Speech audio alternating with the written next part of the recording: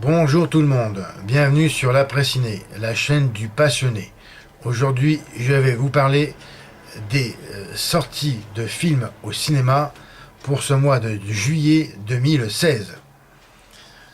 Attention, je précise tout de suite, ce sont les films qui m'intéressent et non pas toutes les sorties au cinéma.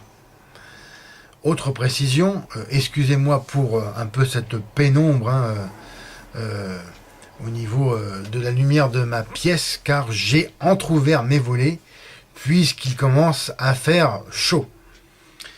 Précision finie, je vais commencer cette rubrique par le premier film qui sortira le 20 juillet, présenté en 3D.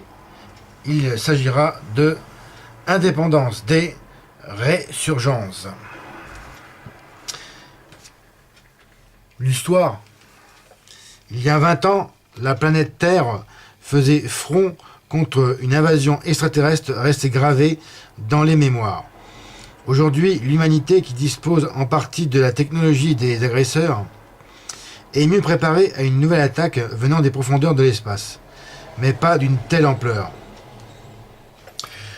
En 1896, Indépendance Day devenait le maître étalon du film catastrophe, bien bourrin, faut quand même le reconnaître, et surtout au niveau du budget était vraiment colossal à l'époque, voire même dantesque. Alors, en 2016, Roland Emmerich et une grande partie du casting reviennent pour une nouvelle guerre d'indépendance aux côtés de la nouvelle génération, où plus que toutes les technologies réunies, c'est le génie du cœur des hommes qui leur fera remporter la bataille. J'avais vu ce film, donc le premier Indépendance Day, autant que je me rappelle, je l'ai vu qu'une fois d'ailleurs. J'ai dû le voir qu'une fois. C'était il y a 20 ans. Et c'est vrai que c'était bon. C'était vraiment le gros film de catastrophe et d'action. Et malgré un Will Smith que j'aime pas cet acteur, mais enfin bon, le reste du casting il était bon. Et dans mes lointains souvenirs, je n'ai vu qu'une fois ce film-là, bizarrement. Et j'aurais bien, déjà avant de voir ce nouveau film, revoir l'original, avant de rafraîchir l'esprit, avant d'aborder ce second opus. Bon, faut savoir que c'est encore réalisé par Roland Emmerich, film américain, d'une durée de 2 heures. Je pense qu'il est un peu plus court que le premier. À moins que je me trompe, il me semble bien que c'est un peu plus court. Avec dans les rôles principaux Liam Hemsworth, Jeff Goldblum, qui était dans le premier film, Maika Monroe et Bill Pullman, ainsi que Charlotte Gainsbourg. Bon, ça va, mais qu'est-ce qu'elle vient faire là, celle-là? Ça aussi, j'aime pas du tout. Pour moi, avec ce casting-là et ce sujet de film, c'est un des gros blockbusters de cet été. Le même jour, je continue, parce qu'il y a une deuxième sortie ce même jour, dans un tout autre registre, il faut bien le préciser. Il s'agira de American Nightmare numéro 3, Élection. L'histoire. Une sénatrice américaine lancée dans la course à la présidentielle de 2025 milite pour l'abolition des 12 heures de chaos annuelles durant lesquelles tout crime, y compris le meurtre, est légalisé. Elle va dès lors devenir la cible la plus traquée de la purge de l'année. Heureusement, son chef de la sécurité s'appelle Leo Barnes et il a déjà survécu à un American Nightmare numéro 2, Anarchy. Lequel film je n'ai pas vu, contrairement au premier que j'avais bien aimé. Hein. D'ailleurs, regardez ma critique à ce sujet. Hein. Je l'ai faite. Par contre, j'ai un doute. Je ne sais pas si c'est sur l'après-ciné que j'ai fait ou sur mon ancienne chaîne post-ciné. Alors à vous de vérifier. Hein, c'était le premier opus. Il était bon. Enfin, il était assez bon. Malgré des choses qui m'avaient pas vraiment plu, surtout la fin. Et l'acteur Ethan Hawke qui s'en tirait bien. Et puis je dois avoir, d'ailleurs j'ai dû enregistrer ce numéro 2, American Nightmare, quelque part dans mes cassettes VHS. Il faudra que je fouille. Puisqu'il était passé, il me semble, à la télévision payante. Il me semble bien que c'était sur Canal+. Ouais. Il doit être quelque part, ou alors peut-être bien que je l'ai effacé, mais enfin bon. Ça aussi, c'est un film que je cherche. J'aurais le voir en. Ouais. Si je peux trouver en DVD avec pas mal de bonus, puisqu'il paraît que le deuxième, il est mieux. Bon, alors c'est à voir. Alors, il faut savoir que c'est encore réalisé par James de Monaco, hein, qui a signé déjà les deux précédents. Film américain, bien entendu, de 1h45 minutes, avec dans les rôles principaux Franck Grillo et Elizabeth Mitchell, que je ne connais absolument pas. Et alors par contre, au niveau du genre de film, pour moi c'est un thriller, pas de survie, mais un thriller d'action. Ouais, je dirais ça. Je dirais ça comme ça. Et pour clôturer ce mois de juillet qui, ma foi, est assez riche en sorties concernant mes intérêts de genre de film, bien sûr. Il s'agira pour cette sortie qui sortira le 27 juillet. Une fois n'est pas coutume, un film norvégien de catastrophe qui s'appelle The Wave.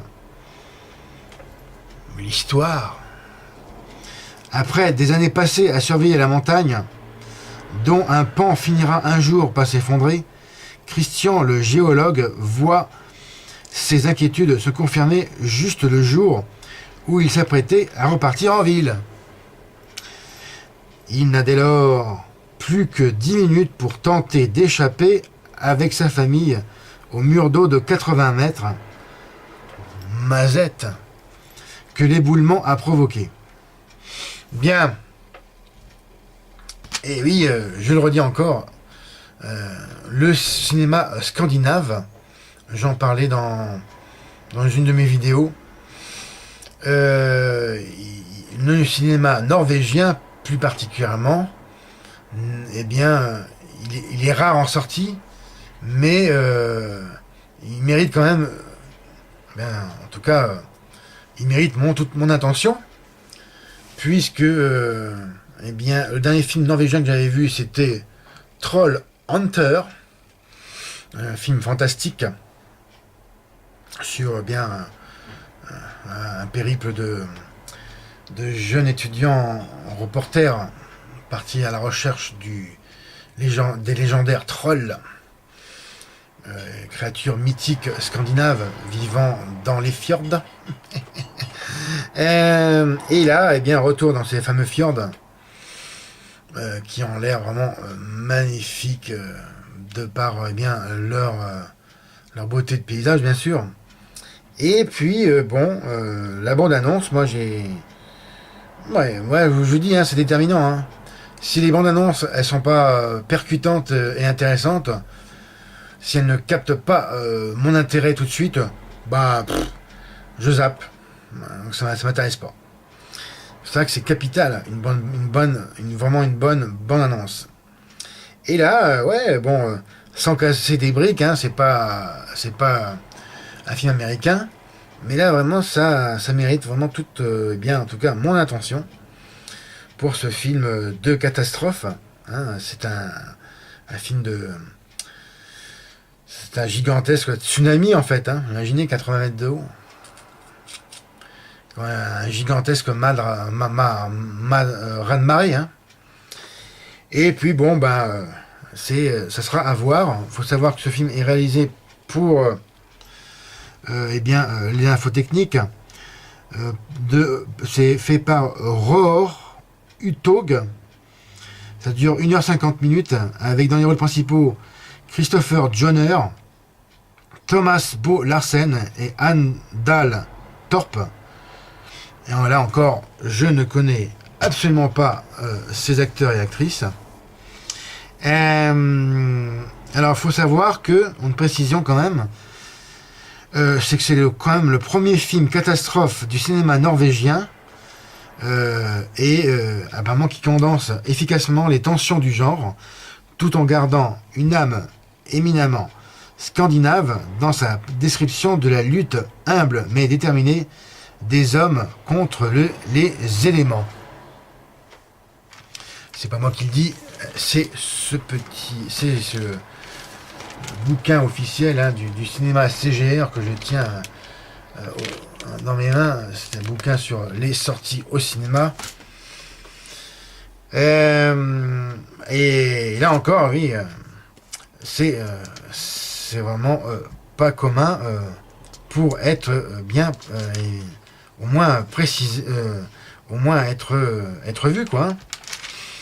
Je reviens sur American Nightmare numéro 3, hein, élection. Là encore, il est marqué que James de Monaco nous convie à un troisième cauchemar. Entre débordements de violence aveugle et mise en perspective politique de nos libéralismes sauvages, où les plus pauvres et les plus démunis résisteront jusqu'au bout de la nuit. Bien, ça fait penser à la fin de la phrase à une chanson. Je sais plus qui c'est quel groupe qui chantait ça. Jusqu'au bout de la nuit, et tu danses. Je sais plus qui c'est qui chantait ça. Et tu tapes. Je sais plus qui. Si vous avez la réponse sur ça va me traverser l'esprit. Quel groupe, je crois que c'est un groupe français, oui, qui chantait ça. Il me semble bien que ça peut être Image. Jusqu'au bout de la nuit. Enfin bon bref. Voilà, c'est pour la petite déconnade. Si vous avez la réponse sur ce groupe, et le nom de la chanson, dites-le moi. Hein. Bien sûr, en dessous de la vidéo, dans les commentaires. Voilà, ça m'a traversé l'esprit. Hein, voilà. Bon, hein. Au moins, il est réveillé. Je suis bien réveillé. Bon. Contrairement il y a 2 heures où j'étais dans le coltard. Bon, et voici ce que conclut ces 3 sorties de films au cinéma pour ce mois de juillet qui, en ce qui me concerne, je n'irai pas au cinéma parce que je pense que je mets le cinéma CGR, enfin le cinéma CGR, enfin le cinéma pour l'instant, mais sorti au cinéma de côté, puisque c'est été, voilà, j'ai pas envie de ne pas profiter des beaux jours pour faire autre chose que de me mettre dans une salle de cinéma. Après, je peux changer d'avis. Mais d'ailleurs, il y a que les abrutis qui changent pas d'avis. Hein. Mais pour ce mois de juillet et vraisemblablement août, je ne pense pas retourner au cinéma. Mais sait-on jamais. Je préfère pour l'instant, comme je vous l'ai dit, profiter des beaux jours qui, n'ont pas été là vraiment depuis le début de cette année. Alors tant que ça dure, Et en plus, le soleil, c'est bon pour la santé. Hein. Bien sûr, faut pas aller en plein cagnard, hein, bêtement, sans quelque chose sur la tête, et aux heures les plus chaudes. Mais quand même, c'est bon pour l'organisme en général. Le soleil, c'est gratuit, il faut en profiter, tant qu'il est là. Et voici ce qui conclut cette vidéo pour aujourd'hui. Je vous remercie de votre attention. Alors, comme d'habitude, regardez et partagez mes autres vidéos sur ma chaîne. Bien évidemment, encore, laissez-moi vos commentaires, je le reprécise, en dessous de ma vidéo. Hein. Dites-moi, je serais curieux de savoir quels sont les films qui vous intéressent pour ce mois-ci et que vous comptez aller voir au cinéma ou que vous pensez voir par un autre moyen. On s'est compris. Également, suivez mon actualité sur mon compte Twitter, l'Après-Ciné. Et moi, je vous donne rendez-vous pour une prochaine vidéo. Merci encore pour votre attention. C'était Fred. Bon cinéma. Et encore mieux, abonnez-vous à ma chaîne. Salut. Et bonnes vacances pour ceux qui le sont. Enfin, qui y sont. Ou qui y vont y aller. Ciao.